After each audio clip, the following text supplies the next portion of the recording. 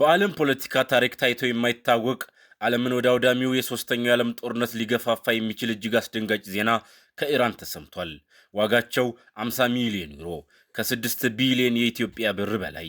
ይህ ግዙፍ የገንዘብ ክምችት የተመደበው ለአንድ ለየት ያለ ተልዕኮ ነው። የአሜሪካውን ፕሬዝዳንት ዶናልድ ትራምፕና የእስራኤሉን ጠቅላይ ሚኒስትር ቤንያሚን ኔታንያሁን ለገደለ ማናቸውም ሰው ይህ ቀልድ አይደለም፣ ወይም ደግሞ የፊልም ሴራ አይደለም። የኢራን ፓርላማ ይፋዊ ሕግ ሊያደርገው የደረሰ በሉዓላዊ ሀገር ደረጃ ሊተገበር ይፋ የተደረገ የነፍስ ማጥፋት አዋጅ ነው። ለመሆኑ የኢራንን መንግስት ለዚህ እብደት የመሰለ እርምጃ የገፋፋው ምንድን ነው? ከዚህ በስተጀርባስ ምን ምስጢር አለ? ዛሬ በዚህ ልዩ ዘገባችን ዓለምን እያናወጠ ያለውን የቴህራን ምስጢራዊ የሕግ ረቂቅና ሊያስከትል የሚችለውን አስፈሪ መዘዝ ዝርዝር መረጃዎችን ይዘንላችሁ ቀርበናል። እስከ መጨረሻው አብራችሁን ቆዩ።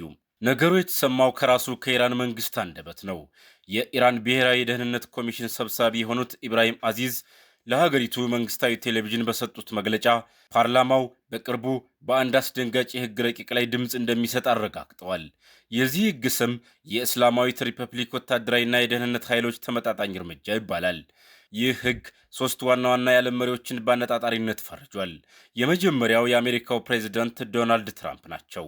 ሁለተኛው ደግሞ የእስራኤሉ ጠቅላይ ሚኒስትር ቤንጃሚን ኔታንያሁ ሲሆኑ ሶስተኛው የአሜሪካ ማዕከላዊ ዕዝ አዛዥ የነበሩት ጄኔራል ብራድ ኩፐር ናቸው። ህጉ ምን ይላል? ማናቸውም ሙስሊም ወይም ነጻ ሰው እነዚህን ግለሰቦች ለብቀላ እርምጃ ሰለባ ካደረገ የኢራን መንግስት 50 ሚሊዮን ዩሮ ሽልማት እንዲከፍል በህግ ይገደዳል። ይህንኑ ሐሳብ የኢራኑ ታዋቂ የሺዓ የሃይማኖት አባትና የፓርላማ አባል የሆኑት መሐሙድ ናባቪያንም አረጋግጠውታል። ናባቪያን ሲናገሩ ይህ የእኛ መብት ነው፣ ኢማማችን እንደተሰዉ ሁሉ የአሜሪካ ፕሬዝዳንትን በማናቸውም ሙስሊም ወይም ነጻ ሰው እጅ መቀጣት አለበት ብለዋል። ይህ የአደባባይ የሞት ፍርድ አዋጅ ዓለም አቀፉን ዲፕሎማሲ ወደ ሌላ የጭንቀት ምዕራፍ አሸጋግሮታል። ለመሆኑ ኢራንን እዚህ ደረጃ ያደረሳት የቂም በቀል ሰንሰለት መነሻው ምንድን ነው? የኢራን ባለስልጣናት ይህንን እርምጃ ተመጣጣኝ አጸፋ ሲሉ ይጠሩታል። ምክንያታቸው ደግሞ በቅርቡ የአሜሪካና የእስራኤል ጥምረት በቴህራን ላይ በሰነዘሩት ከባድ ጥቃት የሀገሪቱ የረጅም ጊዜ በላይ መሪ አያቶላህ አሊ ሐሜኒ መገደላቸው ነው። ኢራን ይህንን ድርጊት እንደ ከባድ ብሔራዊ ውርደትና ታሪካዊ ጠባሳ ነው የቆጠረችው። አሁን በቴህራን አዲስ መሪ ተሹመዋል። የአሊ ሐማኒ ልጅ የሆኑት አያቶላ ሙጅታባ ሐማኒ ስልጣኑን ተረክበዋል። ነገር ግን ስጋቱ አሁንም አላበቃም።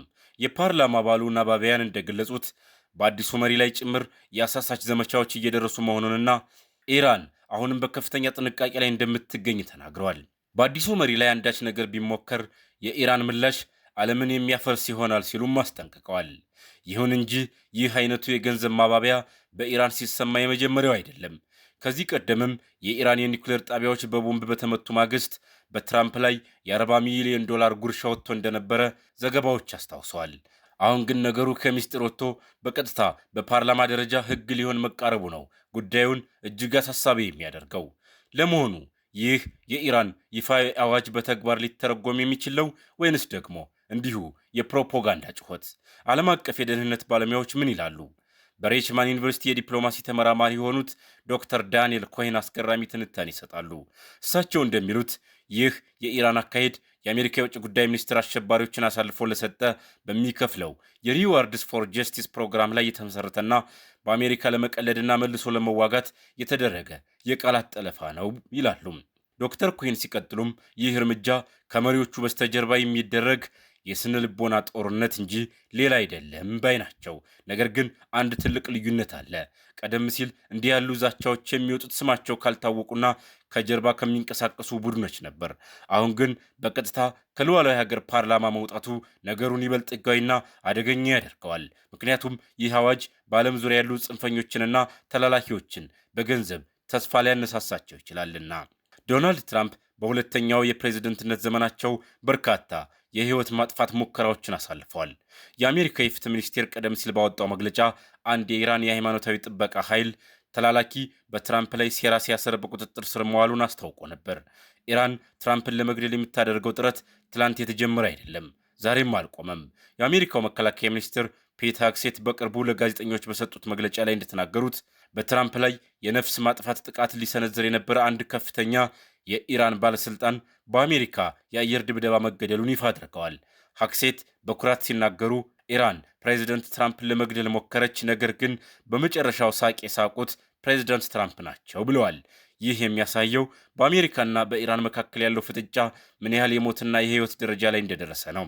የኢራን ፓርላማ ይህንን የ50 ሚሊዮን ዩሮ የሞት ሽልማት ህግ አጽድቆ በተግባር ላይ ከዋለው የዓለም ፖለቲካ ወዴት ሊያመራ ይችላል? አሜሪካና እስራኤል ለዚህ ግልጽ የጦርነት አዋጅ ምን አይነት ከባድ ምላሽ ይሰጡ ይሆን? መካከለኛው ምስራቅ በእርግጥም በሚፈነዳ ባሩድ ላይ ተቀምጧል። እስካሁን ድረስ መንግስታት የጠላቶቻቸውን መሪዎች ለመምታት የሚንቀሳቀሱት በምስጢርና በጥላ ስር ባሉ ቡድኖች አማካኝነት ነበር።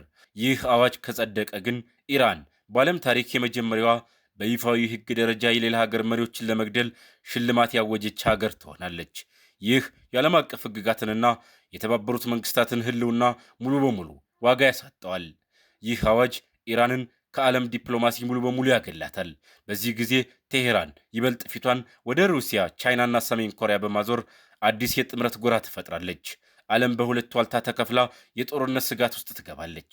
50 ሚሊዮን ዩሮ ማንኛውንም ዓለም አቀፍ ወንጀለኛ ወይም ቅጥረኛ ነፍሰ ገዳይ ወይም የደህንነት መኮንን ሊያጓጓ የሚችል ግዙፍ ገንዘብ ነው። ይህ ደግሞ በአሜሪካና በእስራኤል መሪዎች ዙሪያ የሚደረገውን ጥበቃ እጅግ አስቸጋሪና ውጥረት የነገሰበት ያደርገዋል። አሜሪካ በፕሬዝዳንቷ ላይ የሚሰነዘርን ይፋዊ የሞት አዋጅ እንደ ቀጥተኛ የጦርነት አዋጅ ነው የምትቆጥረው። ምላሿም ፈጣንና አጥፊ ይሆናል። አሜሪካ ከኢራን ጋር የትኛውንም አይነት የንግድ ግንኙነት የሚያደርጉ ሀገራትን ጭምር የምትቀጣበት፣ የኢራንን የነዳጅ ሽያጭ ሙሉ በሙሉ ዜሮ የሚያደርግና የፋይናንስ ስርዓቷን የሚያደቅ ከባድ ማዕቀብ ትጥላለች። የአሜሪካ የደህንነት ተቋማት ናሳና ሲአይኤ የኢራንን መሰረተ ልማቶች፣ የኮምፒውተር መረቦች፣ የኃይል አቅርቦቶችና የጦር ሰፈሮችን በሳይበር ጥቃት ሽባ ያደርጓቸዋል።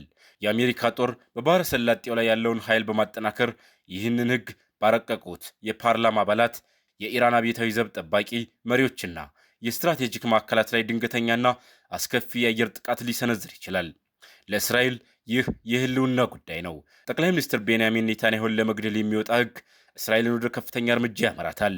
እስራኤል ኢራን የኒውክሌር ባለቤት እንዳትሆን የምታደርገውን ጥረት ወደ መጨረሻው ምዕራፍ ታሸጋግረዋለች።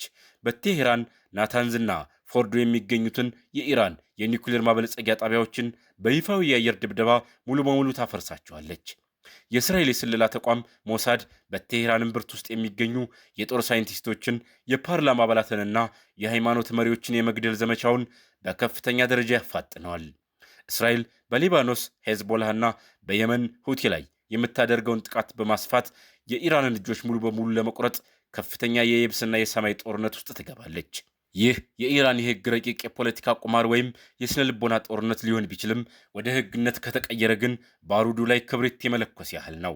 ኢራን ይህንን ህግ ካጸደቀች ዓለም አቀፉ ማህበረሰብ ዲፕሎማሲያዊ መንገዶችን ዘግቶ ወደ ወታደራዊ አማራጭ እንዲያመራ ትገፋፋዋለች። ይህም መካከለኛውን ምስራቅ የሀያላን ሀገራት የጦር አውድማ በማድረግ ዓለምን ወደማያልቅ የነዳጅ ቀውስ፣ የኢኮኖሚ ውድቀትና ምናልባትም ወደ ሶስተኛው የዓለም ጦርነት መግቢያ በር ሊመራት ይችላል። እናንተስ ምን ታስባላችሁ? ይህ የኢራን የህግ ረቂቅ በእርግጥ በትራምፕና በኔታንያሁ ላይ ስጋት ይፈጥራል ወይስ ደግሞ እንዲሁ የተለመደ የስነ ልቦና ፕሮፓጋንዳ ነው? ሐሳባችሁን ከታች በኮሜንት መስጫው ላይ አስፈሩልን። ለቻናላችን አዲስ ከሆናችሁ ደግሞ ዓለም አቀፍ ትንታኔዎች በፍጥነት እንዲደርሷችሁ ሰብስክራይብ ማድረጋችሁን እንዳትረሱ። ቪዲዮውን ላይክ እና ሼር አድርጉት። በሚቀጥለው ቪዲዮ እስከምንገናኝ ድረስ ሰላም ቆዩን።